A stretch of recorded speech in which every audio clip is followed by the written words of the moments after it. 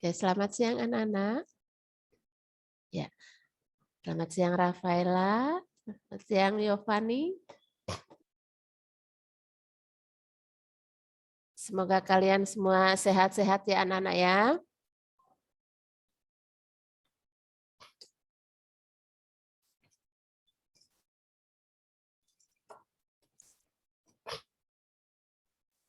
Sudah sehat Elijah? Sudah, Miss. Oke. Ya. Miss absen dulu ya, biar tahu siapa saja yang tidak hadir hari ini. Untuk Alicia, Hadir. Jeremy, Hadir. Elijah, Giver,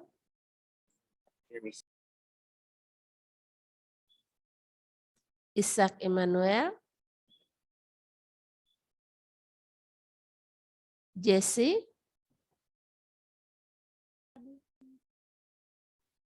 Jonathan, Hadir, Miss. Joshua, Hadir, Miss. Kathleen, Hadir, Miss. Karen, Karen Lovely, Lingga, Lingga Pasaribu. Hadir, Miss. Oke. Pangestu Giri,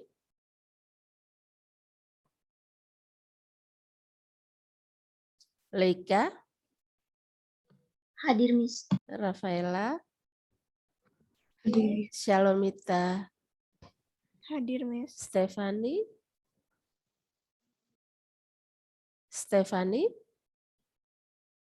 Tiffany, Hadir, Miss. Velove, Hadir, Miss. Widya, Hadir, Miss. Yovani. Hadir, Miss. Oke. Ya. Seperti minggu lalu Miss sudah sampaikan bahwa kita akan masuk ke materi baru yaitu tentang keberagaman masyarakat Indonesia. Kalau di buku paket kalian itu tentang pluralisme masyarakat Indonesia. Di halaman 99 di buku paket kalian itu tentang materi pluralitas masyarakat Indonesia.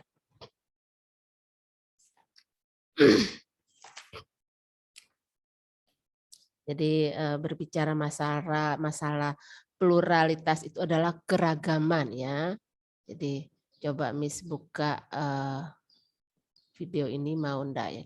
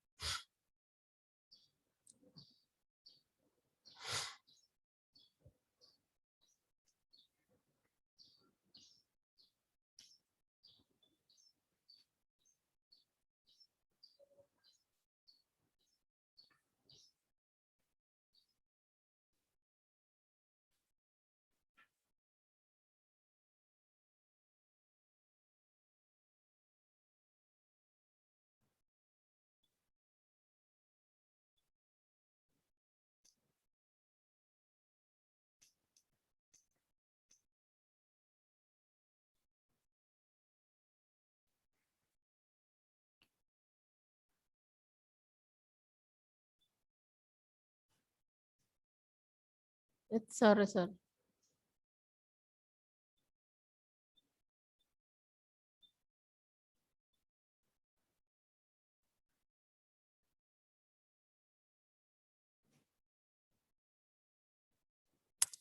Enggak usah pakai video, enggak apa-apa ya. Jelasin aja tentang keberagaman. Jadi nanti ada di PowerPoint ada linknya, kalian bisa buka lihat sendiri di rumah, enggak apa-apa. Di PowerPoint nanti Miss sudah kasih link videonya ya. Bentar.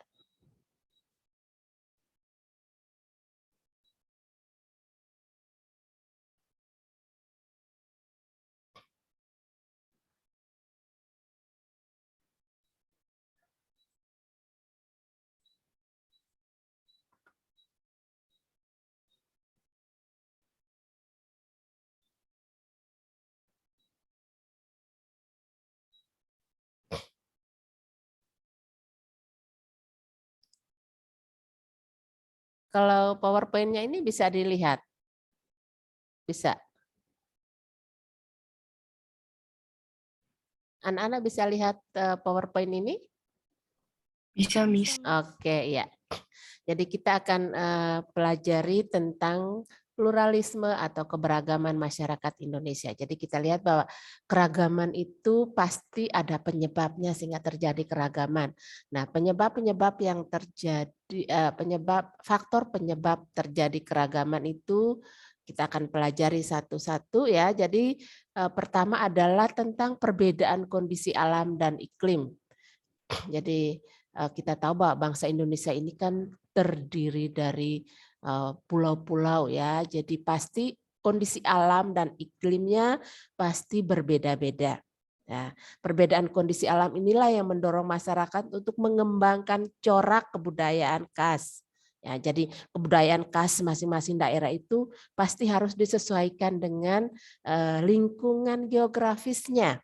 Jadi perbedaan mata pencaharian itu salah satu contoh yang memang merupakan salah satu contoh yang paling nyata ya. Jadi selain perbedaan kondisi alam, iklim antar daerah itu memang mempengaruhi keragaman masyarakat Indonesia. Jadi kita lihat bahwa kalau dari kondisi alam atau iklim berarti kita mempelajari tentang perbedaan kelembapan, kemudian tingkat curah hujannya, bahkan embusan angin yang mempengaruhi perbedaan mata pencaharian, kemudian kebiasaan dan juga tradisi antar kelompok masyarakat dimanapun mereka berada. Jadi pasti akan terjadi faktor-faktor, akan ada faktor-faktor penyebab terjadi keberagaman ini.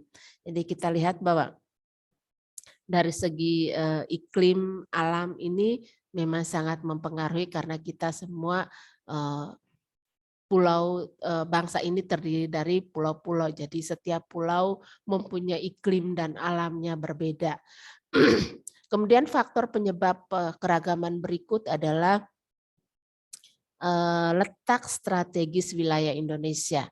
Kalau kita sudah pelajari di bab 1 kemarin bahwa letak negara Indonesia sangat strategis karena terletak di antara 2 benua dan 2 samudra ya. Dan ini juga menyebabkan Indonesia itu berada di silang posisi silang ya. Jadi dia di jalur perdagangan dunia karena letaknya sangat strategis. Jadi kita lihat bahwa para pedagang dan pelancong negara lain yang singgah di Indonesia ini mereka secara tidak langsung membawa perubahan atau pengaruh yang menyebabkan masyarakat Indonesia ini mengalami perubahan. Jadi kita lihat bahwa penyebaran budaya dari negara lain ini yang mempengaruhi masyarakat Indonesia mulai dari bahasa, kemudian dari keseniannya, dari kulinernya, hingga budayanya itu pasti akan mendapat pengaruh dari luar. Ya, jadi mungkin kalian memang kita belajar secara online, jadi kalian tidak membedakan atau kalian tidak mengamati perbedaan yang ada di lingkungan sekolah saat ini, tetapi di lingkungan tempat tinggal kalian pasti banyak perbedaan yang kalian temukan ya. Jadi di sekitar kita banyak perbedaan yang kita temukan. Kita tahu bahwa kebudayaan yang datang dari luar mempengaruhi kebudayaan yang ada di dalam negeri ini, baik itu dari segi bahasa, baik segi budaya, keseniannya, itu sangat besar pengaruhnya. Kemudian faktor penyebab ketiga, faktor penyebab keragaman ketiga adalah tentang penerimaan masyarakat terhadap budaya lain. Ya, jadi kita lihat bahwa masyarakat Indonesia ini cukup terbuka untuk menerima perubahan dari luar, terutama mereka yang tinggal di daerah pesisir. Mereka biasanya banyak menerima perubahan dari luar melalui para pedagang. Jadi akibat kemajuan zaman juga ya, antar interaksi antar kelompok, interaksi antar individu.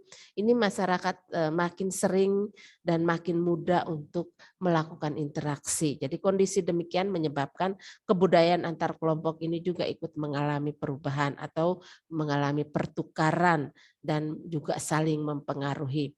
Jadi masyarakat cenderung terbuka terhadap pengaruh masyarakat luar dan akan menerima dan memadukan budaya dari luar itu dengan budaya dalam negeri. Untuk zaman sekarang, apakah masyarakat Indonesia ini masih ada yang tidak mau menerima pengaruh dari luar? Masih ada, seperti kita pelajari minggu lalu. Itu masyarakat Baduy Dalam yang ada di Jawa Barat, itu mereka menutup diri untuk menerima perubahan dari luar. Hidup mereka masih secara tradisional, turun-temurun dari nenek moyang mereka.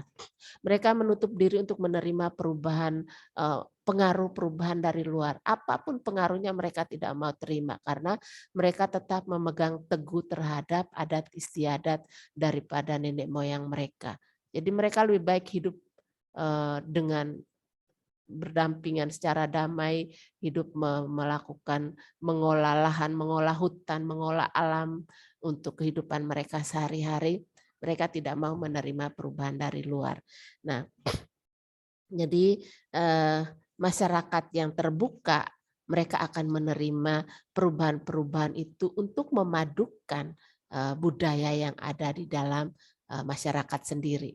Jadi perubahan-perubahan yang dari luar itu mereka padukan dengan budaya yang ada di dalam masyarakat, itu akan menghasilkan suatu keunikan tersendiri ya. Jadi kita lihat bahwa banyak masyarakat Indonesia yang membuka diri untuk menerima perubahan dari luar. Nah, kemudian faktor penyebab keragaman berikut adalah tentang perkembangan ilmu pengetahuan. Jadi masyarakat mengadakan mengadopsi ilmu pengetahuan baru untuk mengembangkan pengetahuan yang sudah ada di masyarakat. Jadi kita lihat bahwa pengadopsian ilmu pengetahuan yang baru ini membawa perubahan yang menyebabkan keragaman. Jadi sebagai contoh yang saat ini mungkin anak-anak bisa melihat bahwa muncul keragaman profesi baru di bidang teknologi informatika ya. Misalnya ada muncul profesi baru, munculnya konten kreator ya. Mungkin di antara kalian mungkin sudah mulai belajar menjadi seorang konten kreator ya, atau mungkin kalian belajar untuk jualan secara online. Nah, ini adalah pengaruh daripada perkembangan ilmu pengetahuan dan teknologi ya. Jadi faktor-faktor penyebab keragaman inilah yang menyebabkan terjadi keragaman di masyarakat Indonesia. Nah, kita akan melihat bentuk-bentuk atau macam-macam daripada keberagaman di Indonesia ya. Jadi tadi video yang Miss sudah putar tadi, ini ada linknya.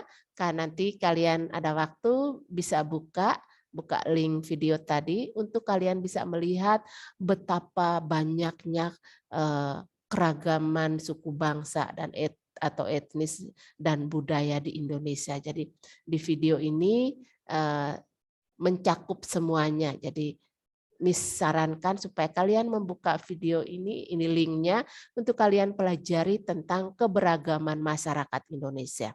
Ya, jadi boleh nanti ada waktu kosong kalian bisa buka untuk melihatnya. Jadi macam-macam keberagaman di Indonesia kita lihat bahwa ada keragaman etnis dan juga budaya. Kalian pasti sudah tahu bahwa Indonesia ini kan cukup luas ya, jadi banyak sekali suku bangsa dan atau etnis yang ada di Indonesia. Mungkin coba kalian ketik di kolom chat suku bangsa apa saja yang ada di Indonesia yang kalian ketahui. Coba kalian sebutkan ya. Jadi ada suku apa saja sih yang ada di Indonesia? Mungkin Miss bocorkan satu, ada suku Batak. Ada lagi banyak suku di Indonesia. Coba sebutkan minimal maksimal satu orang tulis 5 ya, 5 suku bangsa yang ada di Indonesia. Banyak kok, lebih dari 10 suku, lebih dari 10 ya, bisa 20, 30 banyak, tapi Miss minta coba kalian tulis 5 suku bangsa yang kalian ketahui. Tulis 5 saja. Yang tadi kan Miss sudah sebut 1 suku Batak ya. Nah, sekarang kalian sebut maksimal 5. Elijah sudah sebutkan. Ya, terima kasih Elijah. Ayo yang lain. Alicia kok cuma 1? Ayo Miss minta sebutkan 5, maksimal 5.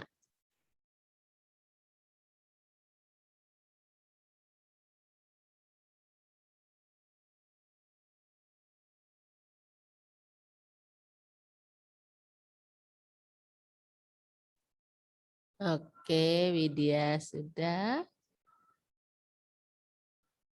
Iya. Wih, memang kita punya suku bangsa ini banyak sekali ya. Banyak.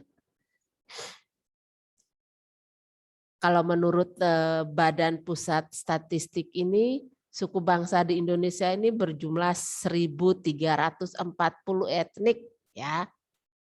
Miss minta tulis 5 aja, bukan 1.000, tapi Miss minta kalian tulis 5. Banyak di sekitar kita, banyak ya. Di Kathleen udah, Widya sudah, Alicia, Elijah, Tiffany. Oke. Karen sudah, Jonathan, Jessie. Ya. Oke, ya. Ya. Ya, terima kasih ya anak-anak ya, kalian sudah cukup aktif untuk ini. Nah, jadi banyak suku bangsa di Indonesia karena lebih dari 1.000 ya. Jadi seperti suku Jawa, Sunda, Batak, suku-suku di Sulawesi itu banyak. Kemudian ada suku Madura, suku Betawi, suku Minangkabau, suku Bugis, suku Melayu, ya suku Bali juga ada ya. Tadi ada yang sudah sebutkan ya. Jadi ribuan suku ada di Indonesia. Jadi kita bersyukur bahwa dari sekian ribu suku bangsa di Indonesia, tetapi kita hidup di dalam Kebhinneka Tunggal Ika ini dengan damai rukun. Ya, jadi kita bersyukur bahwa walaupun berbeda-beda suku bangsa, tetapi kita tetap satu bangsa Indonesia, dan kita bersyukur bahwa ini sudah berjalan ratusan tahun dan semuanya saling mendukung, saling menghormati, dan kita tahu bahwa toleransi di Indonesia juga cukup bagus ya. Ini adalah keragaman, macam-macam keragaman di Indonesia. Jadi selain keragaman etnik dan budaya, berikut adalah keragaman agama. Nah, keragaman agama berarti lebih dari satu agama di Indonesia atau? Nah, kita di Indonesia kan ada 6 agama. Miss mau tahu nih, pasti semua tahu kan ada 6 agama di Indonesia, tulis di kolom chat. Kalau yang tidak kirim jawabannya di kolom chat, Miss akan tanya secara langsung. Dia benar tahu atau memang tidak tahu? Jadi ada berapa agama di Indonesia tuh sebutkan, ada 6 kan? Ada 6 yang diakui secara sah oleh pemerintah. Jadi coba sebutkan agama apa saja. Ini adalah pelajaran SD. Kalau kalian tidak tahu tuh keterlaluan. Yuk, tuliskan agama apa saja. Ya, Widya sudah betul, Karen sudah. Jonathan udah.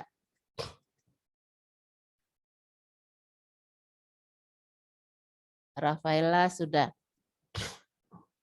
Ada loh kemarin Miss tanya di kelas 9, 6 agama di Indonesia yang diakui, ada yang salah sebut.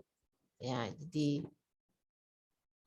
kita harus tahu bahwa ada 6 agama yang diakui secara resmi di Indonesia. Banyak kepercayaan, tetapi diakui oleh negara itu hanya 6 agama. Stefani sudah? Oke, Joshua sudah? Velove udah?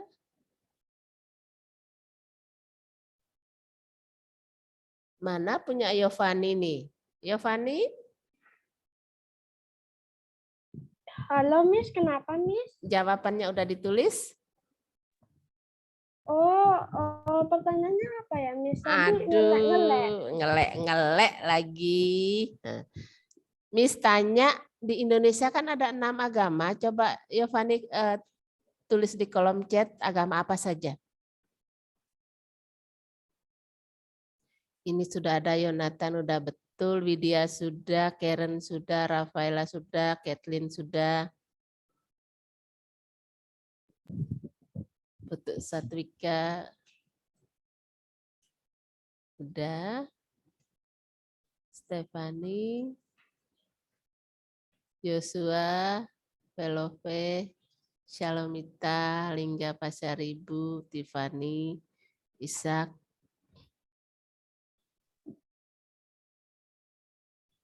Oke, jadi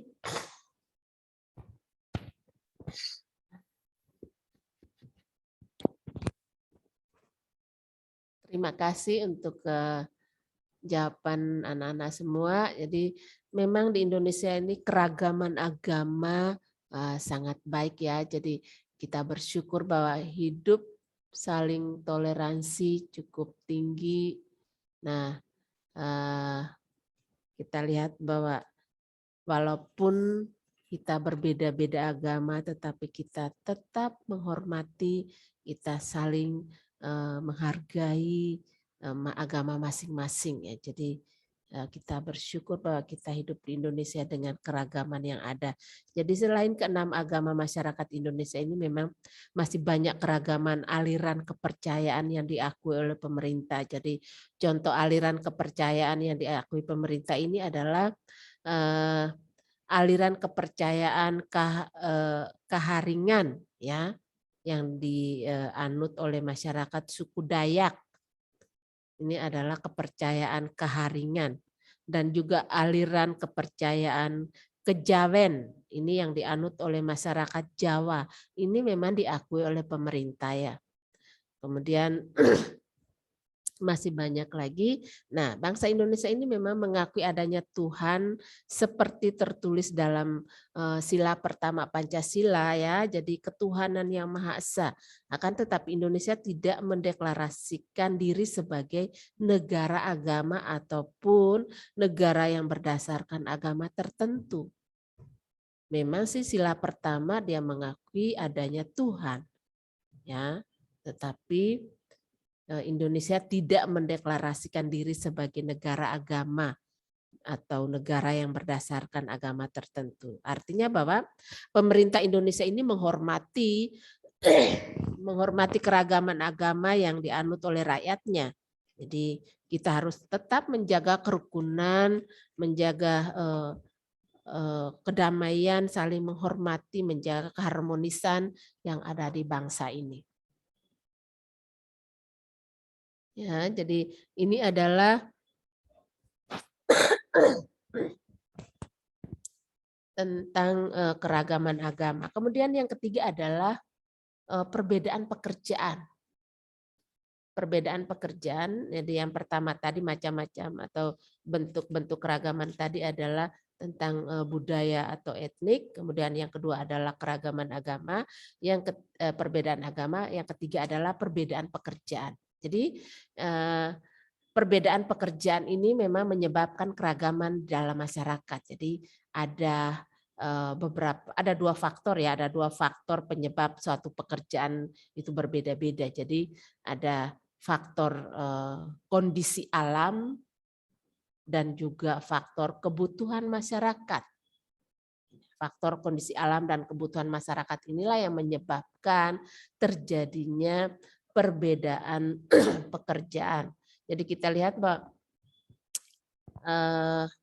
dilihat dari kondisi alam, memang masyarakat ini kan menciptakan pekerjaan sesuai dengan kondisi lingkungannya. Jadi sebagai contoh, mayoritas masyarakat kalau mereka tinggal di pesisir daerah pantai, berarti pekerjaan masyarakatnya sebagian sebagai nelayan, ya. Kemudian kalau sebagian masyarakatnya bekerja di mayoritas masyarakatnya berada di dataran rendah, maka pekerjaan mereka adalah sebagai petani. Ya, jadi ini adalah berdasarkan kondisi alam. Ya. Kalau dari kondisi faktor kebutuhan ini adalah masyarakat ini menciptakan pekerjaan sebagai upaya untuk memenuhi kebutuhan. Jadi pekerjaan ini berkaitan dengan kemampuan seseorang sehingga disebut dengan profesi ya. Jadi kalau kita lihat bahwa profesi guru memang banyak yang bermunculan ya karena memang banyak dibutuhkan tenaga pendidik. Nah, kalau dilihat dari berdasarkan jenisnya itu ada pekerjaan yang formal dan juga non formal. Kalau pekerjaan formal itu sebagai guru, kemudian sebagai karyawan, sebagai pegawai PNS. Nah, ini adalah dari sektor formalnya ya, jadi pekerjaan formalnya. Kalau yang non formal misalnya sebagai petani, kemudian sebagai pedagang dan juga wira swasta. Nah, kalau ini adalah pekerjaan yang non formal karena tidak ada yang mengatur ya, tidak terikat oleh ikatan dinas ya. Jadi inilah yang disebut dengan pekerjaan yang berdasarkan jenisnya, jadi formal dan non formal. Nah, ini adalah macam-macam keberagaman di Indonesia. Jadi ada dilihat dari keberagaman suku, kemudian keberagaman agama dan juga perbedaan pekerjaan. Nah, untuk video dan linknya ini silakan nanti kalian bisa tonton. Karena tadi Miss buka tapi tidak ada suaranya, mungkin ada kendala apa, tapi Miss minta nanti di rumah kalian boleh buka untuk tonton karena itu pelajaran yang cukup bagus. Ya.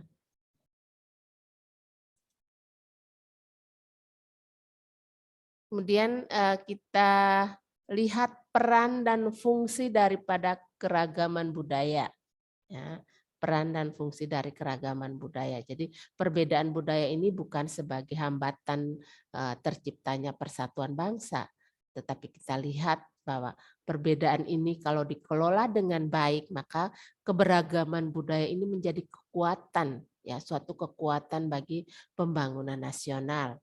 Jadi apa sih peran keberagaman budaya itu sendiri sampai dikatakan kalau dikelola dengan baik menjadi suatu kekuatan bagi bangsa. Nah, kita lihat di sini pertama adalah saling melengkapi hasil budaya. Ya, jadi saling melengkapi hasil budaya. Jadi kebudayaan memang sebagai hasil pemikiran dan kreasi manusia ini selalu mengalami proses penyempurnaan. Tidak ada budaya yang paten ya. Jadi selalu ada perubahan karena kita tahu bahwa masyarakat Indonesia kan selalu membuka diri untuk menerima perubahan dari luar. Hanya sebagian kecil yang seperti contoh masyarakat Baduy Dalam tadi memang mereka menutup diri untuk menerima perubahan. Tetapi hampir sebagian besar masyarakat Indonesia ini membuka diri untuk menerima perubahan dari luar. Jadi proses perubahan ini pun dapat terjadi melalui akulturasi. Ya, jadi apa sih akulturasi itu sendiri? Jadi akulturasi itu terjadi ketika kelompok masyarakat ini terbuka terhadap kebudayaan lain. Ya, jadi saat kita membuka diri menerima perubahan atau masukan dari kebudayaan dari luar, maka itu disebut dengan akulturasi. Yang penting kebudayaan dari luar itu jangan sampai kita tinggalkan budaya asli. Kita menerima dari luar tanpa harus meninggalkan kebudayaan asli kita. Jadi contohnya bahwa kebudayaan berupa teknologi pertanian. Jadi setiap daerah ini kan memiliki cara bercocok tanam yang berbeda. Jadi ada melalui akulturasi misalnya cara bercocok tanam dalam budaya satu dengan yang lain itu digabungkan menjadi saling melengkapi. Jadi kalau kita lihat bahwa dengan teknologi pertanian, kalau zaman dulu kan bercocok tanam kan pasti menggunakan tenaga hewan ya. Jadi bercocok tani ada tenaga manusia yang mencangkul, kemudian beralih ke pakai tenaga hewan, kerbau, sapi untuk bekerja di sawah. Nah sekarang teknologi baru, jadi ada traktor atau apa alat yang pertanian yang modern itu bermacam-macam ya. Jadi sangat membantu. Ini saling melengkapi karena masyarakat Indonesia membuka hati untuk mempelajari budaya ataupun teknologi baru itu sehingga melengkapi kebiasaan yang tadinya dilakukan secara tradisional bisa dipadukan dengan peralatan yang modern ya. Jadi ini adalah saling melengkapi, peran keberagaman budaya yang saling melengkapi. Yang kedua adalah sebagai daya tarik bangsa asing. Nah, ini peran keberagaman budaya ini sebagai daya tarik bangsa asing. Jadi Indonesia ini kan memiliki berbagai tarian daerah ya. Kita lihat ada alat musik tradisionalnya, kemudian ada upacara adat yang menjadi daya tarik yang luar biasa khususnya kita yang tinggal di Bali. Yang hari-harinya kita melihat bahwa upacara adat yang dilakukan oleh saudara kita yang beragama Hindu, itu upacara adatnya unik sekali. Ini yang mendatangkan para wisatawan baik itu domestik maupun mancanegara untuk mempelajari. Mereka ingin mempelajari, melihat lebih dekat cara ataupun upacara adat saudara-saudara kita yang di Bali ini. Jadi di sini kita bisa mempelajari bahwa perbedaan budaya, tari-tarian, berupa alat musik, tari-tarian dan juga upacara adat ini ternyata mendatangkan devisa bagi negara juga ya. Jadi dampak positifnya bagi bangsa Indonesia itu bahwa daya tarik bagi bangsa lain itu datang ke Indonesia itu dampak positifnya bahwa menjadi sumber devisa negara. Kemudian dampak positif yang lain adalah menjadi media menjalin kerjasama ya, kerjasama antar budaya. Kemudian ada juga membuka lapangan pekerjaan bagi masyarakat setempat ya. Ini adalah sebagai daya tarik bangsa asing ya. Jadi peran keberagaman budaya sebagai daya tarik bangsa asing ini adalah mempunyai dampak positif yang baik untuk bangsa Indonesia. Jadi secara keseluruhan bisa mendatangkan devisa bagi negara, dia bisa sebagai media menjalin kerjasama, kemudian dia juga membuka lapangan pekerjaan baru bagi masyarakat. Kemudian peran keberagaman budaya yang ketiga adalah pengembangan budaya nasional, ya, mengembangkan budaya nasional. Jadi budaya nasional ini merupakan kebudayaan yang berasal dari berbagai kebudayaan daerah, kemudian diakui sebagai identitas nasional. Salah satu contoh budaya nasional Indonesia itu adalah batik, ya. Kalau sampai kita sendiri juga ada hari khusus untuk batik. Jadi suatu contoh budaya nasional Indonesia yang terkenal bahkan diakui dunia bahwa batik ini adalah merupakan ciri daripada masyarakat Indonesia. Karena batik ini ditetapkan sebagai budaya nasional. Yang berikut peran keberagaman budaya yang berikut adalah menanamkan sikap toleransi. Nah, jadi dari keberagaman ini ditanamkan sikap toleransi pada masyarakatnya. Jadi keragaman budaya Indonesia ini berdampak positif dalam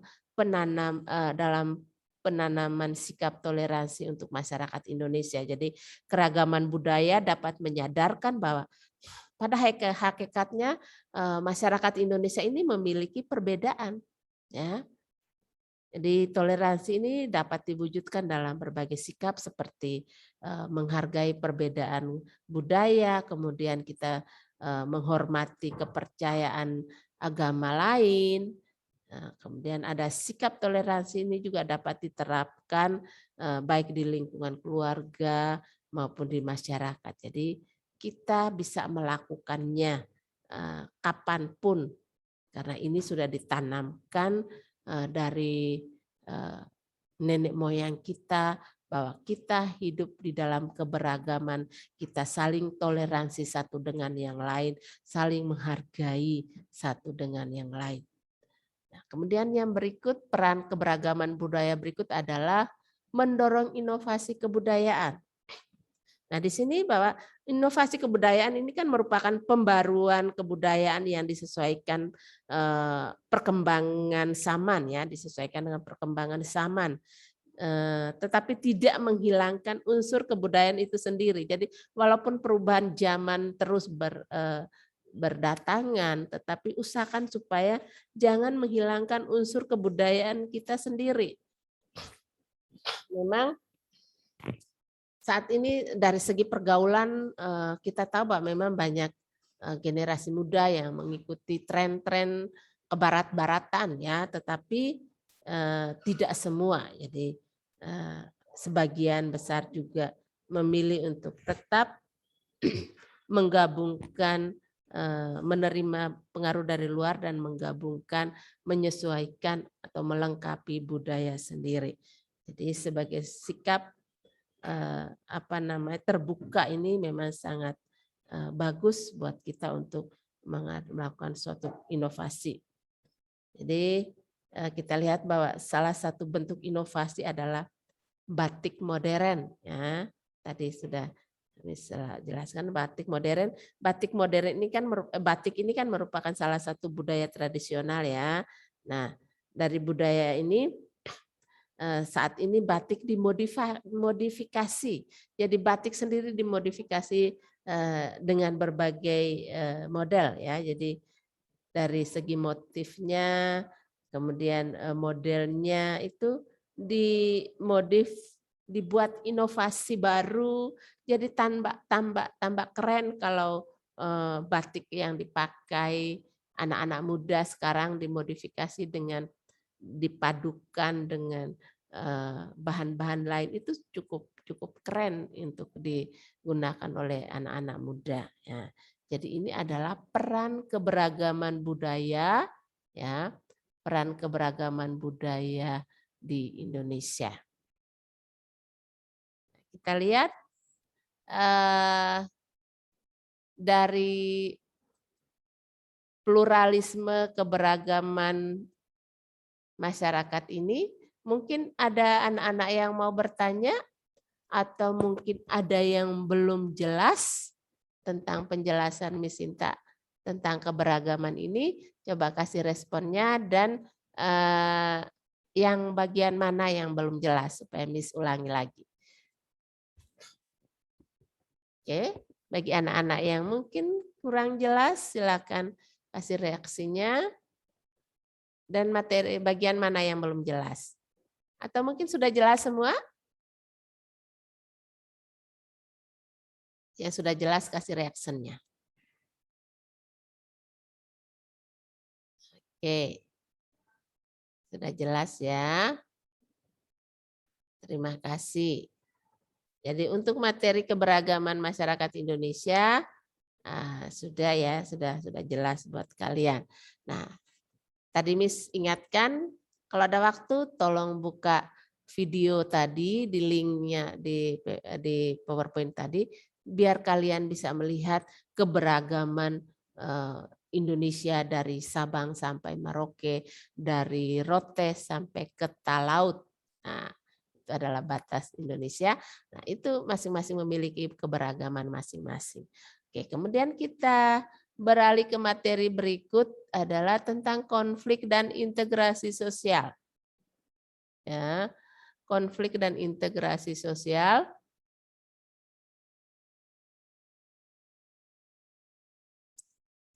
Konflik dan integrasi sosial, kita lihat kalau interaksi sosial ini kan dalam keberagaman sosial budaya dapat menimbulkan konflik apabila tidak disikapi dengan bijak ya. Jadi interaksi sosial dalam keberagaman masyarakat Indonesia ini kalau kita sikapi secara positif, secara bijak, maka tidak akan terjadi konflik. Tetapi kalau kita sikapi dengan dengan pikiran negatif, Mas, pasti akan timbul konflik di dalam masyarakat. Jadi menurut pendapat daripada Surjono Sukanto, ya, dia mengatakan bahwa konflik adalah proses sosial ketika individu atau kelompok manusia berusaha untuk memenuhi tujuannya dengan disertai ancaman dan kekerasan. Jadi ini adalah pendapat daripada Sarjono, tetapi kita bisa melihat di kehidupan kita sehari-hari bahwa konflik itu memang terjadi jika tidak ada pengertian atau menyikapi segala sesuatu tidak dengan bijak, itu maka akan terjadi konflik. Bentuk-bentuk konflik itu apa saja sih? Nah, kita bisa melihat di sini bahwa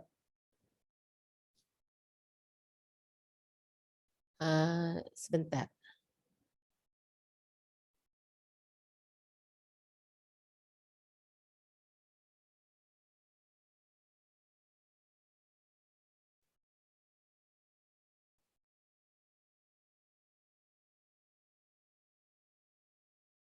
Ya, bentuk-bentuk konflik. Nah, ini kita tahu bahwa manusia kan memang diciptakan untuk saling bermusuhan ya. Jadi bukan saling untuk bermusuhan ya bentuk-bentuk konflik ini. Jadi kita manusia ini diciptakan tidak untuk saling bermusuhan, tetapi kita hidup secara damai, kita hidup secara rukun ya. Jadi saling menyayangi dan saling tolong menolong. Nah, di dalam kehidupan masyarakat yang memang beragam ini dibutuhkan toleransi ya, dibutuhkan pengertian. Jadi kita bisa memahami bentuk-bentuk bentuk-bentuk konflik sosial dalam masyarakat. Di sini kita bisa melihat bahwa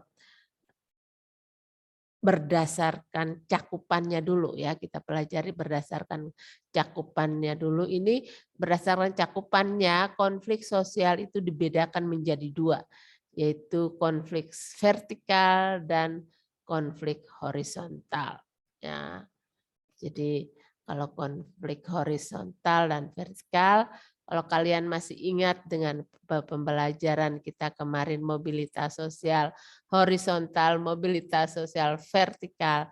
Itu kalau vertikal berarti dia akan kemana? Ada yang bisa menjawab? Kalau konflik sosial secara berdasarkan cakupan kan ada konflik vertikal dan horizontal. Kalau konflik vertikal berarti arahnya kemana? Ada yang bisa menjawab?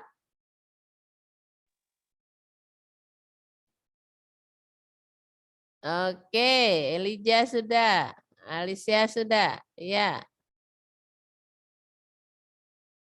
Jadi seperti di mobilitas sosial ada mobilitas sosial vertikal, mobilitas sosial horizontal. Jadi vertikal itu naik ya. Kalau horizontal dia apa? Dia sejajar. Jadi vertikal naik itu ada dua, vertikal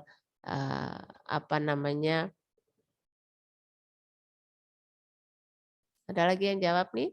Oke, Karen sudah? Jadi kita lihat bahwa untuk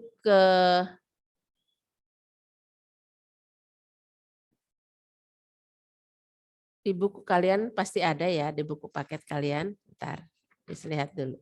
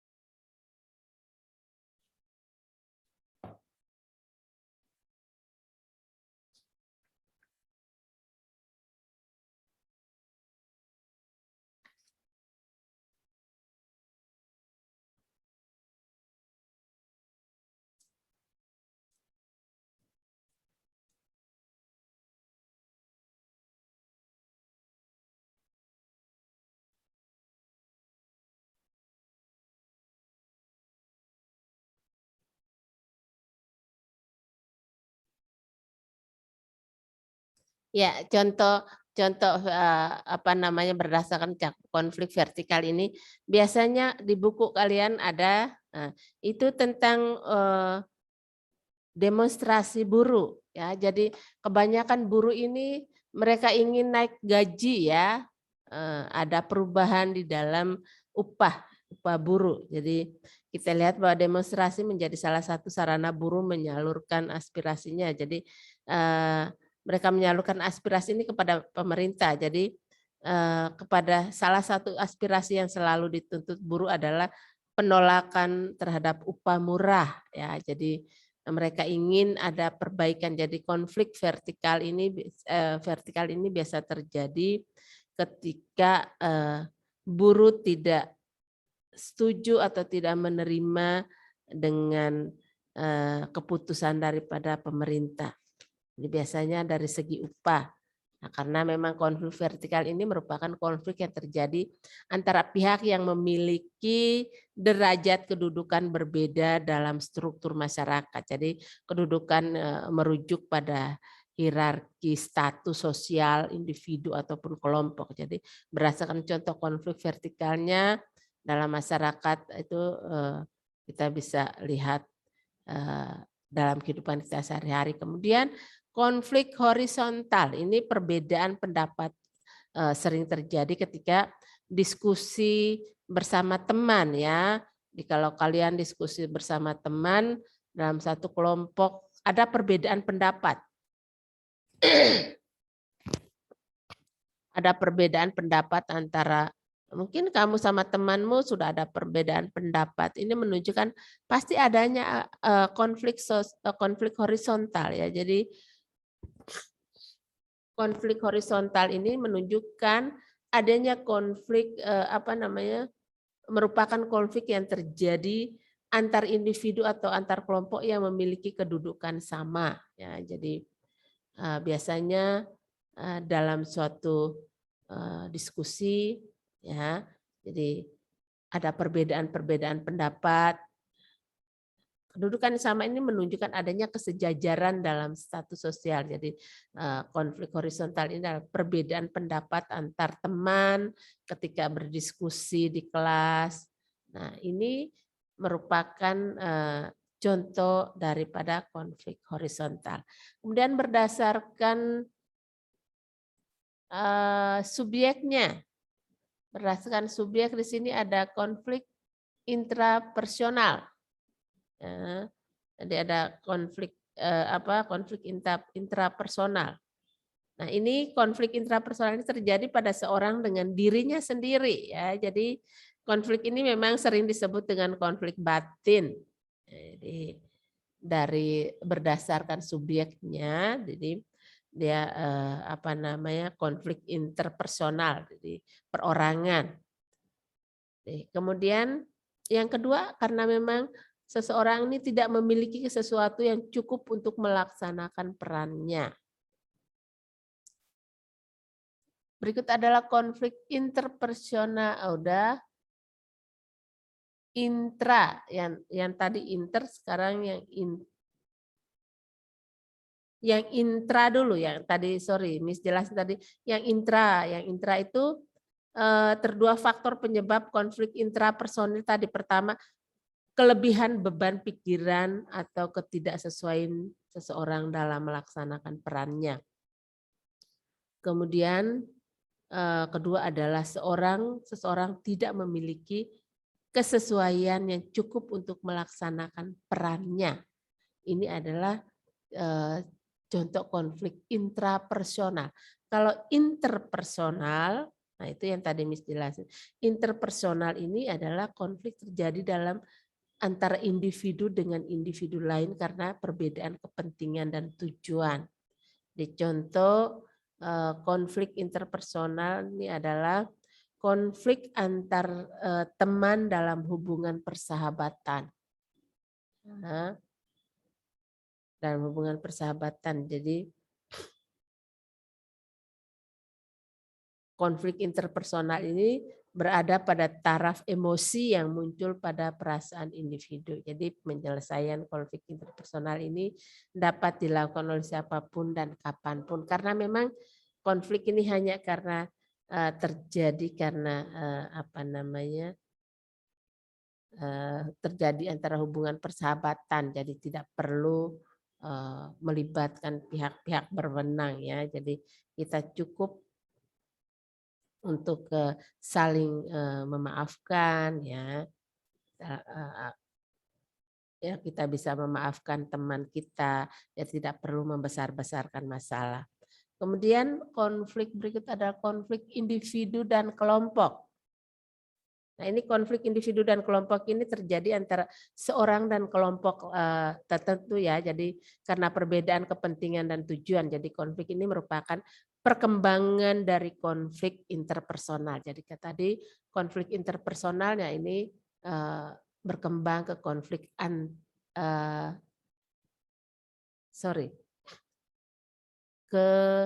dari interpersonal ke konflik individu dan kelompok ya. Jadi kondisi terjadi karena memang salah satu individu yang bertikai ya.